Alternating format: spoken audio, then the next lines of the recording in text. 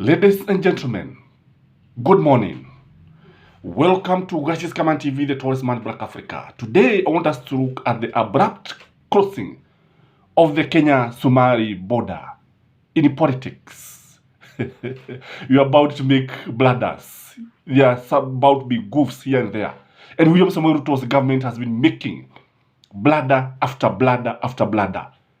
So, what is this that motivated serikali ya William Samoei Ruto ikafuga haraka sana mpaka wa Kenya na Uganda? Au wakabadilisha ule msimamo wao, au wakalegeza ile kaba, wakasema ya kwamba wakagaili, wakasema ule mpaka sasa hautafunguliwa. What is this? Because we know very well that William Samoei Ruto amekuwa akifanya lolote lile to reverse Uhuru Kenyatta's policy without considering the grave consequences.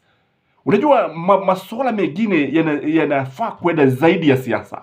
Sometimes you have to keep politics away from the decisions, because what we have seen in William Samoei Ruto's administration ni kwamba mambo mengi ambayo wanafanya ili kumwaibisha Raila Amolo Odinga na Uhuru Kenyatta, the so-called handshake government that never was. Because what we know is that we had Uhuru government. And in this video, I want us to delve into these issues. The first thing that Kenyans need to know is that more than 30 soldiers, majority of them were soldiers and policemen, were killed by Al-Shabaabs through landmines. And because there was free movement of people from Somalia, watu walikuwa wanapada vilipuzi barabarani, and we lost many of our security men because the advice was politically motivated. Kenyans were losing, and the security agencies were not happy with this.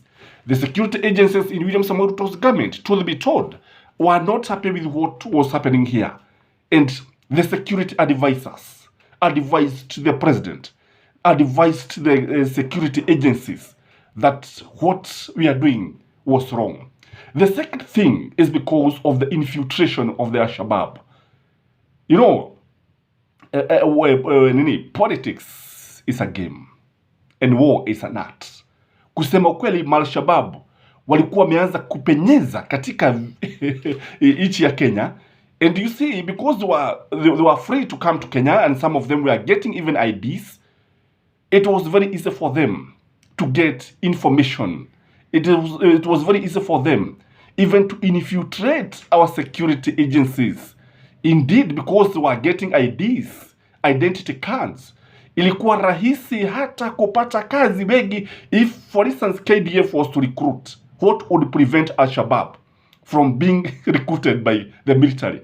And then you can imagine the consequences, because these guys would ban the whole country.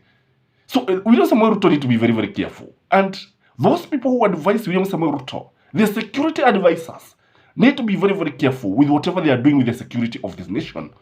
Because the government that cannot protect its people has no business being in power.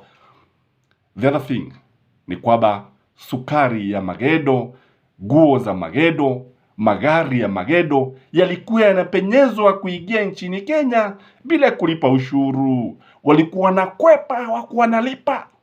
So Kenya was turning out to be a market of counterfeit.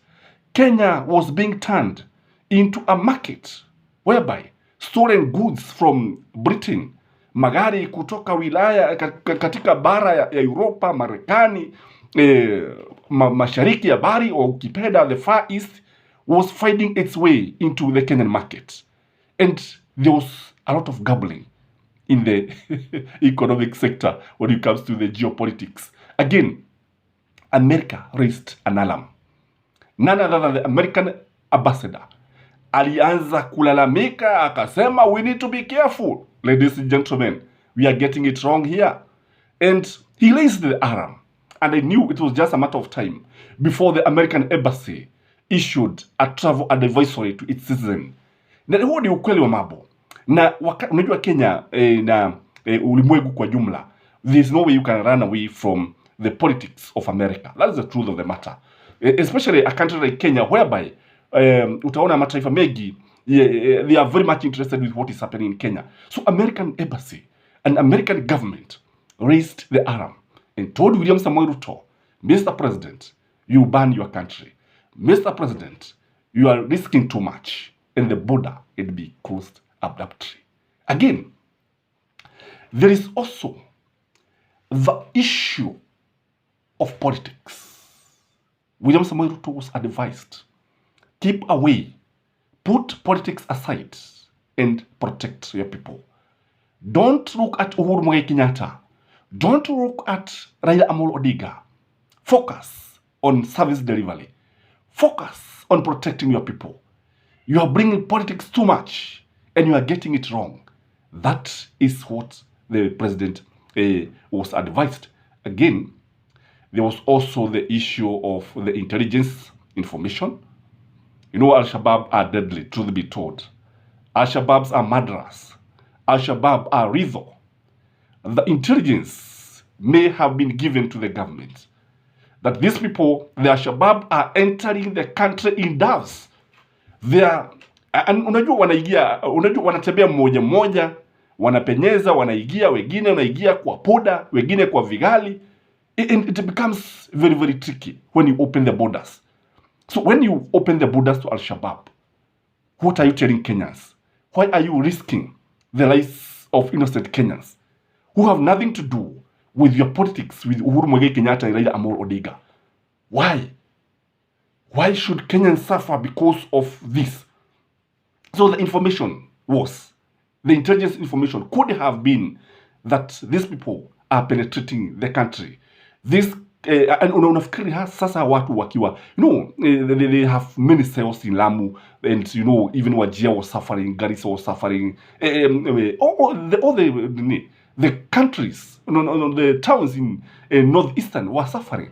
Our people are suffering, and these people, if they were not contained, I think they could have done a damage to this country. And unajua mtu ambaye amewahi kuumwa na nyoka akiona ngongo huruka, akiona kaba pia huruka. Sijui kwa nini William Samoei Ruto was taking it so casually when it comes to this issue. Again, we know that sometimes the locals don't help, for sure, truth be told. What the locals were doing, Kenyans, Somali are very funny because you find some are in Somalis, their sisters are in Kenya. The uncles are in Kenya, and the aunts are in Somali. Just like when you go to Busia, you find some relatives in Uganda, others in Kenya. Kama vile ambavyo tunaona our former Vice President Mudi Awori, he was the Vice President of Kenya, and his brother was a member of parliament in Uganda. That's the truth of the matter. So the issue is very, very tricky. It becomes very, very hard to try to differentiate the Kenya Somalis and the Somalis. Hivi huo ni ukweli wa mambo. Na serikali sasa haina you need to use what we call biometrics.